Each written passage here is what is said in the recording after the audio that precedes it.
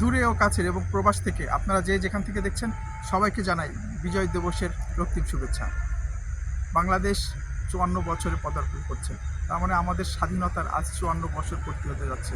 এই ৫৪ বছরে বাংলাদেশের প্রাপ্তি এবং প্রত্যাশার যথেষ্ট ঘাটতি রয়েছে এবং প্রত্যাশার থেকে প্রাপ্তি থেকে আমাদের যে বাংলাদেশ সেখান থেকে আমরা অনেকটা পিছিয়ে আছি এবং এই পিছিয়ে থাকা থেকে আগামী সুন্দর বাংলাদেশ বিনির্মাণ এবং সুন্দর বাংলাদেশ গঠনে আপনাদের সবার অংশগ্রহণ একান্ত কাম্য।